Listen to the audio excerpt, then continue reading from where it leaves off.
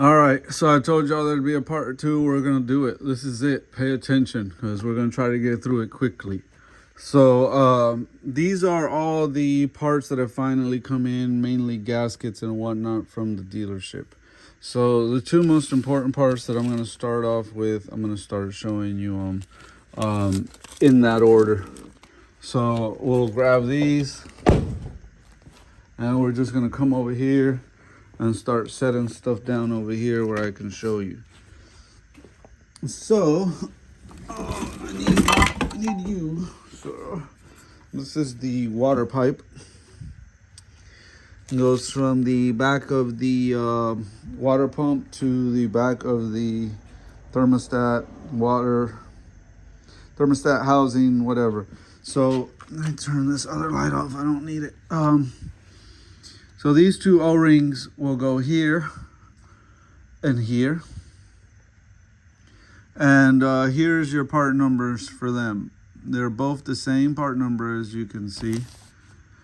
35959 on both of them, and these are by Felpro. There's your O-rings for that. Next is going to be this Molly oil filter gasket, and the part number on it is B as in boy, and a bunch of threes. 33333, 5 threes. And so I like Molly parts a lot. This is your oil filter housing, and on the bottom side is where that gasket goes, right there. You can see it right there, right there, right there, right there. And this sucker will leak. So this goes first, and then once this is in place, I'm getting this couch all dirty. Once this is in place, this pipe will sit up over it this way. And I guess we could kind of mock things up over here so I don't get the couch dirty. This will kind of sit in that position like so. And then we're gonna get this guy out and show you where it attaches. So this end will go into there, and this will snuggy duggy up to there and compress in. Then on the side of the cylinder heads, this is your back cylinder head, this is your front cylinder head over here, like so. You'll have two gaskets that'll go there and there. So I already showed you the O-rings for there. I already showed you the one that goes underneath for there. Let me get the other ones to show you the part numbers on that. And the main part of this video is knowing all your part numbers, because that was like the biggest headache. That's what took so long, like nailing down all the correct parts for it. And like that was like not easy. Like we got the wrong parts from this place, that place. Like it took us a while to finally pin down all the correct parts. So let's get into this, y'all. Let's make it happen. I believe this is one of them.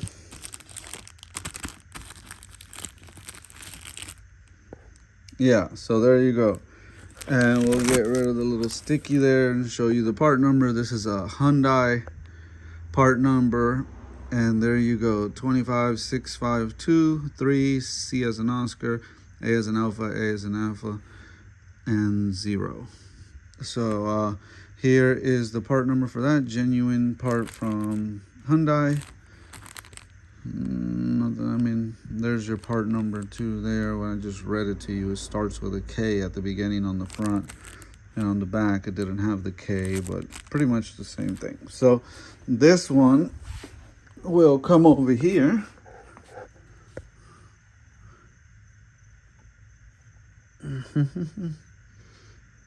and go in place of that right there. So then we should have another one very similar to it in the bunch over here, and I believe it's this one. Forgive me, guys, it's hard to one hand. Yeah, so we're gonna do very similar to the other one. It's going to be the phone will autofocus. K2565, no, 56, sorry, I'm seeing blurry here. No, 2565, I was seeing right, 25651. And the other one was 25652. And then this is 3CAAO. So this is 1 and 2 pretty much. And so we're going to look at this one, genuine parts, also from Hyundai. And it is slightly different than that one. And it goes right there like so. So that'll go there like that. And not to mix these up, I'm going to put this back in the little plastic pouch it came in. And I really wish I had someone here to help me hold the phone. So y'all are just going to have to forgive me for all the wobbling around of the phone. So we've gone through these two for the water pipe over here. Then these for the thermostat housing pipe. This for the oil filter. I've already read all those numbers. Next, I'm going to show you all these, which are, should be the same part number. Yeah, 28253CFAO on both Hyundai parts. And we should have 6 of these. So there is 2, 4, 5, 6. So there's 6 of these. And these are going to be your intake gasket. Now, are these lower or upper? Let's take a look. These are lower. Yep, so they will go right there like so. And as you can see, there's 6 of them. And this is the bottom of your intake manifold. And then the top intake sits on top of it. And in this pouch, we have the other gray ones that go on the top, and there's 6 in here also. Got it backwards. Let me read this to you. Again, K29215-3CFA1. So these are 3CFAO, and they're 28215, and these are 29215. And they end in FA1 instead of FAO. So those are your part numbers for upper and lower intake gasket set on the vehicle here. Another thing I want to point out while I got it out here is this guy. This is your coolant temp sensor, and we're replacing it just to be safe, right? And this is your part number from Napa Auto Parts. It's going to be TS as in Sam 5801. And I'll show you where it goes on this pipe.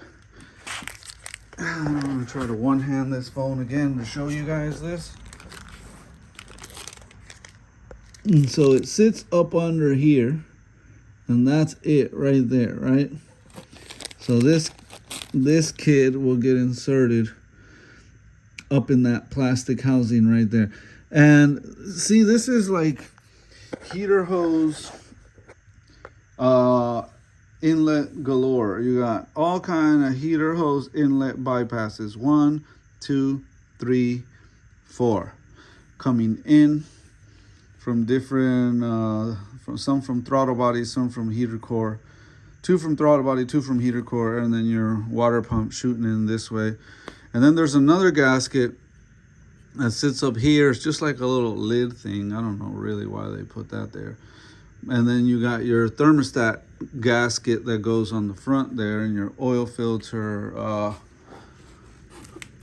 cartridge will come up top there, and that'll have a seal and a new filter. But the reason why I'm replacing this sensor, I mean, technically it's still good. It hasn't failed. But the reason why I'm replacing it is if this phone is not focusing right.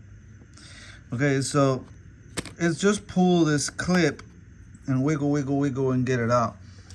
But see, right now I can get penetration fluid in it. I can really work with it to get it out. Once it's installed in the vehicle, that's a very cramped, tight place to get to.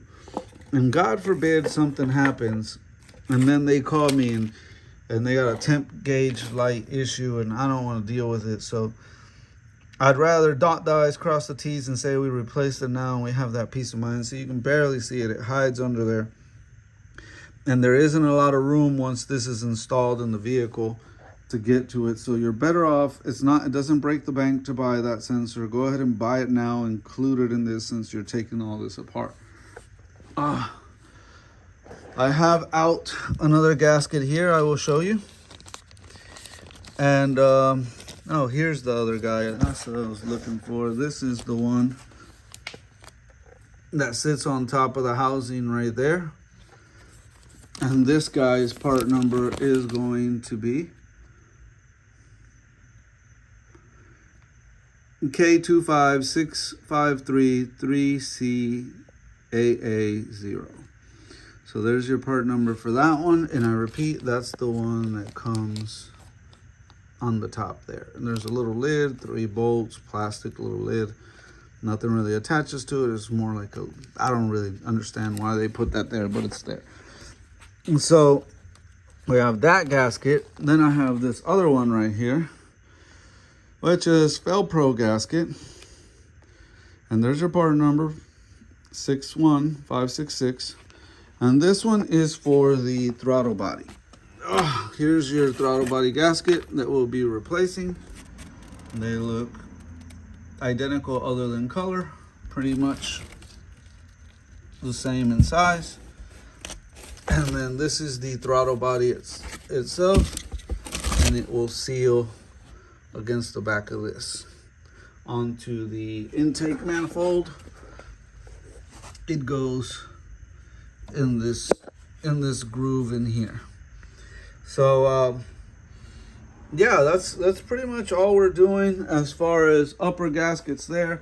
Now we have your fuel rail, and we have your heat pad for the fuel rail. I Teflon tape all of those fittings just to make sure they're not going to spring a leak on me. So that's something I want to mention too. I will also mention that we're doing spark plugs and ignition coils, but we're only doing 3 of them. Here's the part number for the ignition coil. This is a Napa ignition coil, and they sell good stuff there. So we're talking IC626SB. And there's your Napa ignition coil, brand new in the box. And we've purchased 3 of those.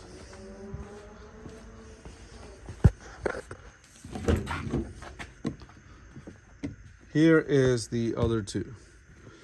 Same part number, of course, on all 3. Well, really all 6. So we'll do 3 coils, and then we'll do a set of Iridium NGK spark plugs. See if I can get you a part number on this we can read. So this is going to be LKR7DIX/11S is the long number up top, and then on the bottom your stock number is going to be 93175. Those are the correct spark plugs for this vehicle. So we will be replacing all 6 spark plugs on this vehicle.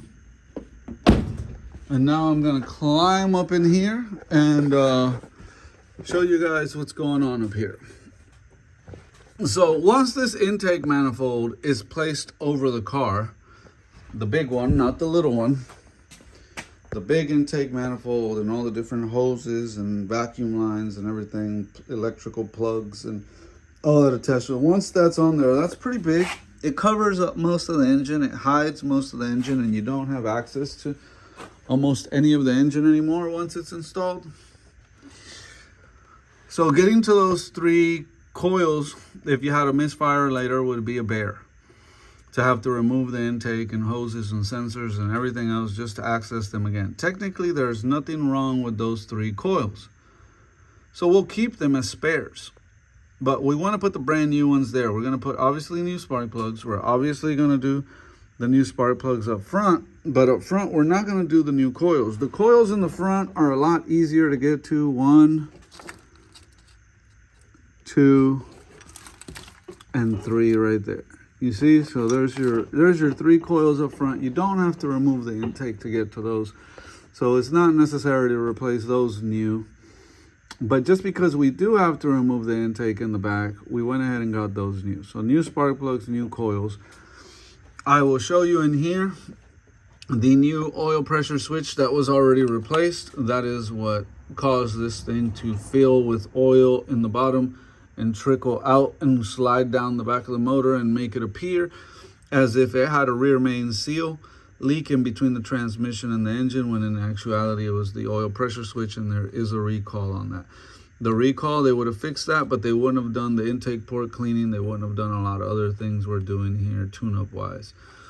This is the gasket for the oil filter housing, the seal, whatever you want to call it. That goes first.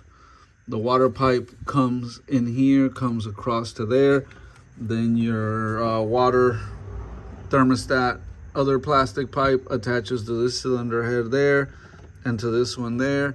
All these other hoses and plugs and everything will attach. Then you put your lower intake, upper intake, airbox, battery tray, everything else. I do have the injectors out. Those will go back in too. Everything here was cleaned from all the carbon that these injectors are known for causing. So we have brand new spanking clean cylinder ports with no gum on the valves at all whatsoever. So we've done that to all 6 cylinders. Nice and clean on a direct port carbon intake cleaning. So this should get a lot better MPG, perform a lot better. Only thing I'm noticing we're not doing is the valve cover gaskets. But you know what? I was looking real hard and close at them, and they're nice and tight. They're not leaking. Once we get into doing the valve cover gaskets, there's a lot of other sensors and things involved that could go wrong. So we're just going to leave the valve covers the way they are now, and say that they seem to be on a solid factory seal and not showing any signs of leaking. If I remove the front valve cover gasket, I'm going to have to play with this, and that's going to require a gasket of its own. That has a gasket of its own. So there's more money to be spent at the dealership doing the valve covers. They've already spent quite a bit. I'm going to save them some money on the valve covers. They've done just about everything other than the valve covers. If you wanted to get into the valve covers, then you would have to decide that on your own, see what the cost is going to be. And that wouldn't be included in this video, of course, but everything other than the valve covers is included in the video. I will end saying that the fuel injector O-ring kit that they sold us was wrong. And we tried to get it twice, and it was wrong both times. So it's not that easy to get an accurate fuel injector O-ring kit for this. If you had the money and you wanted to stretch to say, I'm going to do everything, my advice would be just buy all 6 injectors new from the dealership at whatever that's going to cost. And rebuilding each injector, as far as replacing all the little O-rings and seals on them, it's getting hard to find the correct seal O-ring kit for them. But these are working fine. We don't want to spend the money on new injectors, so we're going to shove these back in there nice and carefully. And he's going to ride on these same fuel injectors. These fuel injectors usually have a long life cycle. They're direct port fuel injectors. They're expensive for a reason. They don't necessarily go bad quickly or easily, so they should be good to go. What they do is cause a lot of carbon buildup in the intake ports, and we've addressed that issue. So like I said, I feel confident about everything that's being done here at this point. I wanted to document to help anyone with what I discussed in the first video, not to sound redundant, but in the first video, what was leaking was the oil pressure switch. Could the oil filter housing to the block here have been leaking also? Possibly. It sure appeared to be so. And this whole valley in here was covered in oil, and as you can see, I thoroughly and diligently cleaned all that for them also. So the culprit, the recall that everyone talks about is this. This is failure, failure, failure. Now I was looking close, and this has like a gasket here, if you can see. Move this wire out of the way. I'll try to switch the phone up to where you can see what I'm talking about here. Okay, so this unbolts there, there, and there, right? And there.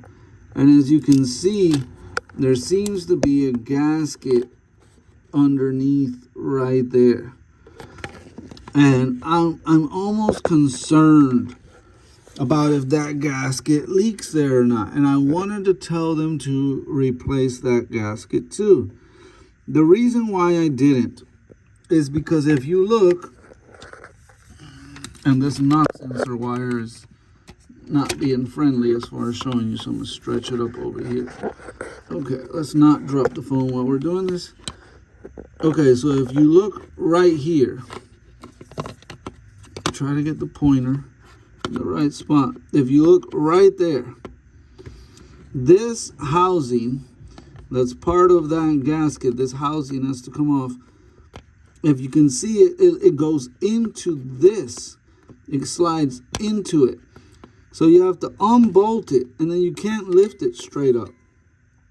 This other housing, this big timing cover housing here, would have to come off in order for that to come off. To get the timing cover housing off,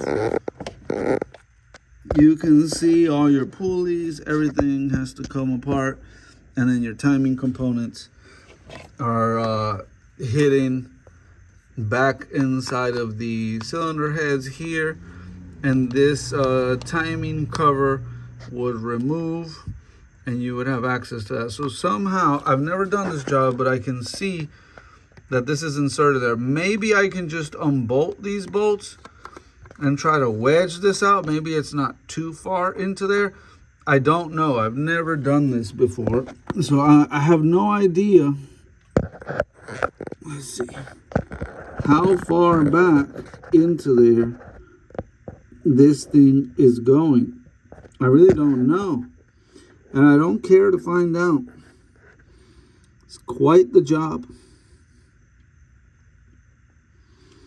It's like this aluminum is like sitting on top of that aluminum on this cast, kind of, whether it's full aluminum or cast aluminum, whatever.